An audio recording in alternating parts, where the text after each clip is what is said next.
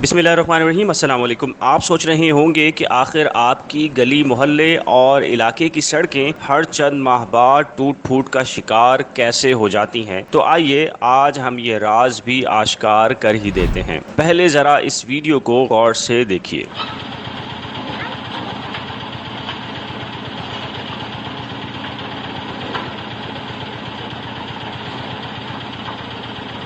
इस वीडियो में आपने क्या देखा, यानी एक मन के करीब बजरी पूरी ट्रॉली रोड़ी और उसमें 2 चाय के चम्मच के बराबर सीमेंट।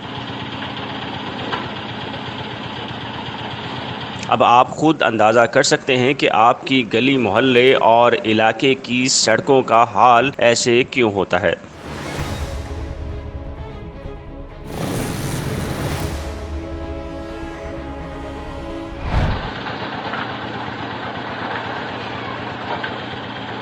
इस गजब करप्शन की अजब कहानी के किरदारों को बेनकाब करने के लिए इस वीडियो को ज़्यादा से ज़्यादा शेयर कीजिए। हमारे चैनल को सब्सक्राइब, वीडियो को लाइक और बेल आइकॉन को लाजिम प्रेस कीजिएगा ताकि हमारी कोई भी वीडियो आपसे मिस ना हो। साथ ही नीचे दिए गए कमेंट सेक्शन में अपनी कीमती राय का भी इजहार ज़रूर कीजिएगा। नई वीडियो के साथ जल्द मिलेंगे, तब तक के लिए खुदा हाफिज़।